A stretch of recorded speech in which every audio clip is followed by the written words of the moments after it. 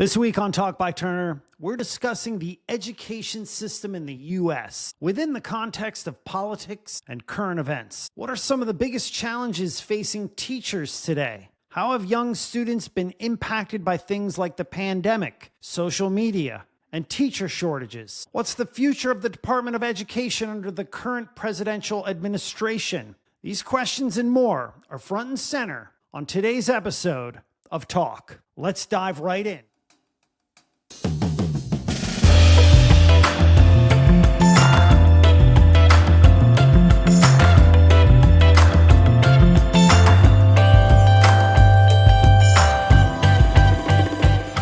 I'm your host, Jeffrey Colon, and you're listening to Talk by Turner. Talk by Turner dives deep into intellectual discovery while examining what's happening in our world right here, right now. Join us each week to hear from industry experts and published authors as they share their knowledge and insight on today's most important topics. Now, let's see who's on this week's episode. This week, we're joined by Angela Shanté, an award-winning children's book author and a former K-12 teacher. She works as a consultant and artist, specializing in creative, educational, and culturally relevant projects for kids, teachers, and organizations. Angela's work in arts education is deeply rooted in advocating for equity and access, with a strong emphasis on elevating marginalized voices and creating inclusive learning spaces. Angela, welcome to Talk. Thank you for having me. All right, to start off, I'd love to talk about your time as a K-12 teacher. What has been the biggest positive takeaway from your teaching experience that you've brought into your life now? So I started teaching in K-12 right out of college. So I was wet behind the ears and I didn't know much. Um, and I think one of the major takeaways, midway through my career was that I have to keep learning. I have to always want to be inquisitive like my students, asking questions like my students, unlearning sometimes things with my students. And, it was a rough, first couple of years that any brand new teacher could tell you, getting your footing and just kind of transitioning from theory to practice. Um, and, you know, be gentle on yourself. And I think those things I still take kind of as an author now, just to always be learning, always be asking questions and things like that. And so that's one of the major takeaways for my time in the classroom. What do you think your greatest challenge was as a teacher? Could you relay a story to the listeners on how you faced that challenge and sort of solved? Yeah, I think a lot of challenges, and all educators can kind of say this, is usually policy and politics. You go into teaching and you're like, yes, the next generation, and you have all of this, gumption and ethos and all of these things that you want to do and change and stuff, and you're faced with, but you can't do that, or what's the reasoning behind that? And there's a lot of policy and there's a lot of politics, even back then when we weren't going through a pandemic or a presidency change, and that's always going to be a challenge. I think my uh, way of tackling those challenges is to just remember why I went into teaching. Um, it's for the students. It's to always advocate for students. And if you lead with that, I think that you can overcome a lot of the policy kind of challenges and kind of the politics around teaching. Now, there's been a severe shortage of teachers the past, couple of years. What's your opinion or point of view on how to reverse that trend? More money. Yes, I don't think teachers generally across the United States get paid fairly. We have teachers that are still making 30, 40,000, and this economy seems absolutely absurd to me. I think additional resources for the students would also help overcome some of these strategies. I know we're in a point where some things are being taken away from schools and a lot of these resources are dwindling down. It's difficult when you don't have the resources and you're coming into a job that you love, but you're not supported. So resources, being supported, development, professional development will help teachers kind of be retained. I mean, there's so many things that we could do with the education system if we are creative, but I think a lot of what we do in America is stuck in the past in terms of education, and we haven't really changed that much and to accommodate the shifting field of post-pandemic students. So you work directly in the arts education space, which is usually the first area where they make the cuts. But my question for you is, why is arts education, and fostering creativity in students so important in this day and age? I think it's important just like traditional education because it allows students to have access, have opportunities, to have different avenues that they can explore as they grow into adulthood or teenagehood. A lot of like as you said, a lot of arts education are initially stripped from those low income schools, right? That's the first to go. It's always the first to go. And so I would say that I think it's the most important because it allows students a different outlet, especially from students who look like me, who grew up like me, who live in already under-resourced neighborhoods, and now we have under-resourced schools in those neighborhoods. And I think arts education kind of helps fill a little bit of that hole for students who just need another outlet, just need another way to express themselves or to access education. And that's, yeah. How do you believe technology's impacted the learning experience for students today, both positively and negatively, as it relates to the learning environment, attention spans, media literacy, information overload?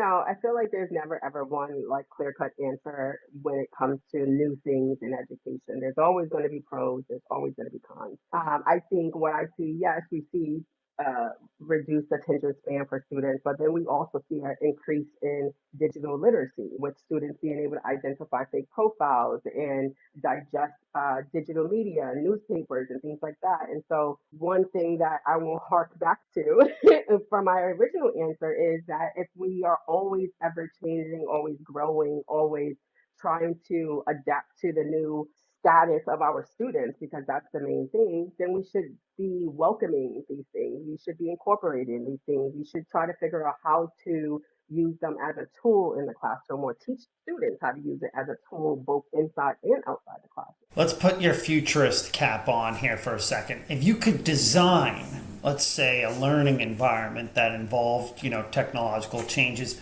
what would that look like to you if you could design? Ooh, a room of tech. I would love this. It would be the goggles. It would be laptops for every student and not those dinky laptops. I'm talking about high chrome Mac laptops. It would be editing equipment because they're digital content creators. They're making snaps and reels and things like that. It would be all of the things that my students would want in the classroom, and I'd figure out a way to make it work. Like I don't know Snapchat, but I'll figure it out if I could get those things. And so, like in the ideal techno like space, or any sort of like safe space, is students have access to the things that they need. Smart boards, whiteboards, interactive desktops, um, the UV glasses, because all of these things will enhance the learning. It will, again, have students be able to access things that they wouldn't normally be able to access just in their neighborhoods or in their homes. So we're 5 years out from the start of COVID-19. We're still feeling the effects. There's lots of discussion in terms of, hey, what if we did things a little bit differently? But, hindsight is always 2020. This also includes education. Lots of discussions on, how we continue development in this area. Reports show that remote learning caused a decline in reading and math skills for a lot of students, as well as having negative impacts on their socialization. So my question to you is, based on your teaching experience, how can teachers best respond in the face of these systemic challenges related to the pandemic? I think teachers are going to do what they do best. we're going to advocate for our students. And I think if we continue to do that, it doesn't matter if it's the pandemic or a new president or a whatever is the next thing that's going to happen in America, we'll always be able to get through it because we're in it for the kids. We're in it for the students.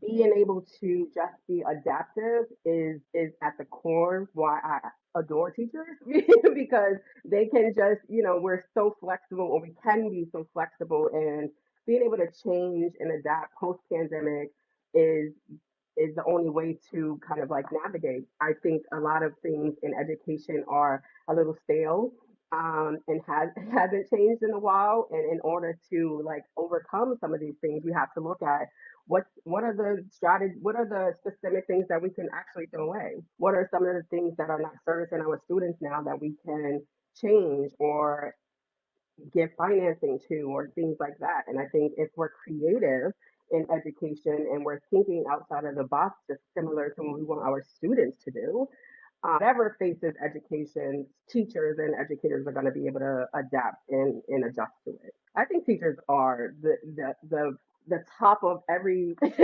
all the jobs in all the world, because I mean you wouldn't be anywhere without a teacher. So I think teachers have the flexibility, and if we're given the right resources and the right, we can do anything to support our students. All right, keep that futurist cap on there for a second. So What if you had to design a truly inclusive learning space or a learning environment? What would that look like to you? this is my joy. I think inclusive learning spaces are just safe spaces. And in order to do that, you have to invest in the students. You have to invest in what they think, their voice. You have to give them space to be able to advocate for themselves. You have to advocate for them. It really is a community space. Yes, we can do inclusive things like technology and adaptive seating and all of the other things that we could do to and make sure that students can access education. But I think ultimately being inclusive means everyone has a safe space here. Everyone can grow here. Everyone can learn and mistake here without judgment. And I think if we think about that at its core, that's the essence of all inclusive spaces. All right, let's concentrate here on the present. Let's dive into some current events. Education, as we know, has been a huge topic in U.S. politics as of late. We've seen President Trump call for the dismantling of the U.S. Department of Education, promising to slash the department's oversight of federal programs like special education and aid money. As a former teacher, what's your reaction to all of this? I'm not surprised. I think that anyone who has been paying attention to the political climate in America wouldn't be surprised either. I think once we get over our initial shock and awe that some of these funding things will maybe taken away, the reality is this isn't anything new to teaching. Working with less isn't anything new to teaching or teachers. Working in the face of adversity, or I mean, let's go all the way back to segregation and integrating schools, right? So I think teachers, educators, and the school system is always at the forefront, and it's never been a thing that educators have shied away from. And so I foresee that being the case. I'm not surprised that these things are happening. It makes me sad, but I have hope that educators are going to get it done because that's what we do.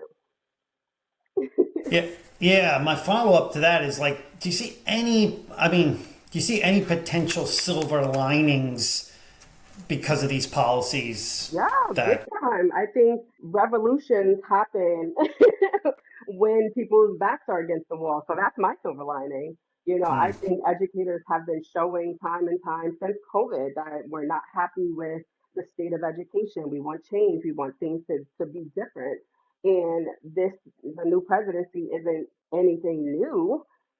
It's more of what teachers have always had to deal with, fighting with less and advocating for our students. And so the silver lining that I see is that teachers are going to be the new activists. Teachers are going to be rallying the students, rallying the parents, rallying the community, and that's the silver lining that I'm excited about. Um, because when teachers get together and make it happen, anything can happen. So yes, there are changes. No, I'm not surprised. But I think teachers are amazing, so they're gonna make it happen.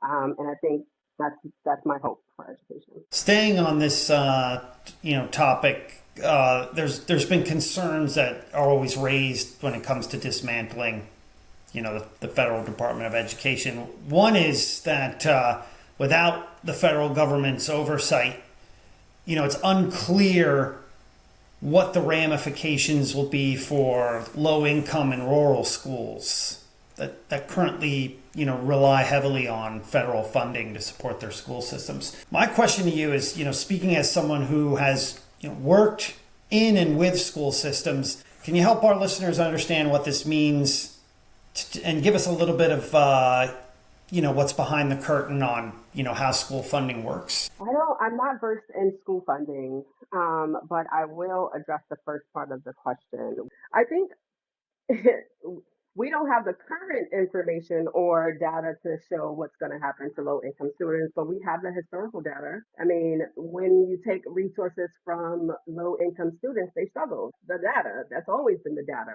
Phonics was taken out of the schools in the 70s, 80s, or whatever the case may be. Students struggled to read. Low income students didn't know how to read, right? By third grade. These aren't like new phenomenons that are happening. Low income students are definitely going to be affected negatively by this. Low income students who are already, again, working from a deficit, working from schools that are under resourced and neighborhoods that are under resourced are definitely going to be affected by this. We don't need current data to prove that though, because we have historical data to prove it. But So in how terms do of you? funding, I don't know how funding works. I don't know that. Yeah. I just know So that a lot of it comes from federal, and it's not yeah. great. If we're dismantling education and relying on the state. I mean, because we've seen that historically before. So I'm not sure. When advocating for your students, so this one sort of is an interesting follow up to that. Have you ever felt like you're caught in between navigating between different policies to help to help advocate for them, and when you've been caught between those different forces, how have you approached that? You know, my mom was an educator, so I come from a line of educators who stood on business, right, from the beginning, who advocated for students who couldn't advocate for themselves.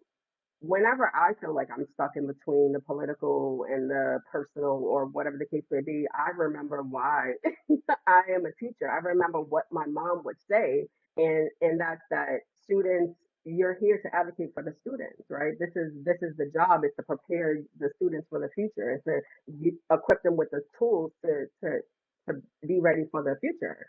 The PC statement is, we're going to be adaptive, right? We're going to be adaptive. Teachers are always facing challenges. And the non-PC is that sometimes you have to do no harm. That's the first thing. And sometimes standing on business and advocating for your students mean that you are in the line of fire, which again is not really anything new for educators. But yeah, I think that's what's going to happen. You're in we're the new we're the new activists. Educators are activating students. They're rallying students to speak for themselves, and that's the only thing. I mean, it's the most American thing. That's the first thing, and that's the only thing I could foresee happening. So your books, The Noisy Classroom and The Noisy Classroom Goes to the Museum, they both explore themes of embracing individuality and creative thinking, which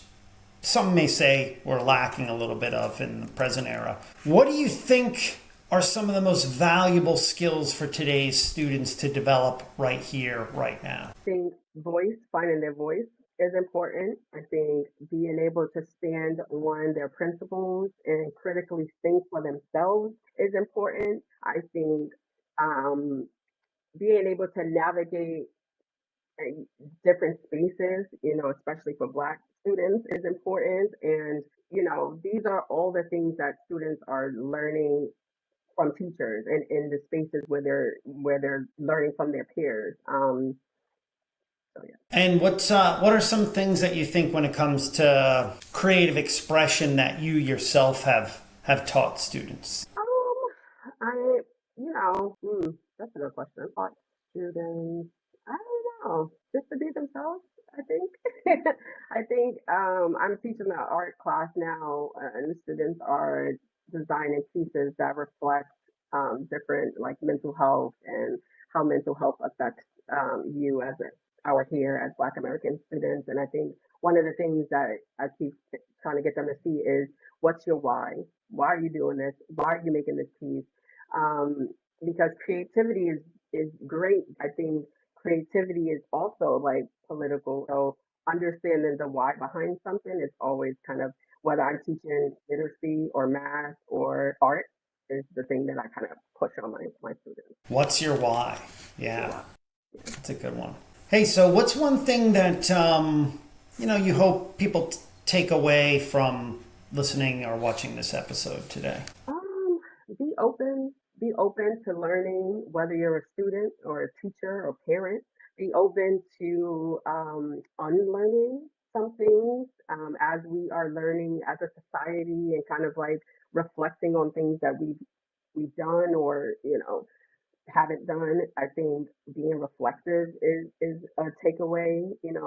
Any parent, anybody who is in the space with children should be fostering creativity, should be fostering these same things, being open minded, unlearning things, thinking for yourself, be critical thinkers. Like, educators do it all the time, parents do it all the time. We're doing it for our students, and so being intentional is really important to me. So I think those are some of the things I would want, audiences to take away. It's like, we're all doing the best we can, okay? We're all doing the best we can. So lead with grace, you know.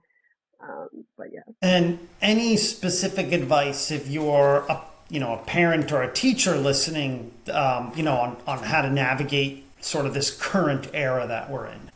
Get involved. Even if your get involved is reading and learning what's happening, right? Just being aware of things is really important. Being cognizant of what's happening in your school system, getting involved is important. And getting involved doesn't mean that you're in the front lines and you're picketing, because I had a single mom who didn't have time for that. But she got involved in different ways. So pull up to the PTA meetings, right? Understand what the curriculum is. Look over those books. Look over what the policies are that are coming down. I just say, be an active participant in the education system, because the system only runs if we're all working together, parents and teachers and students, and trying to advocate for the next generation.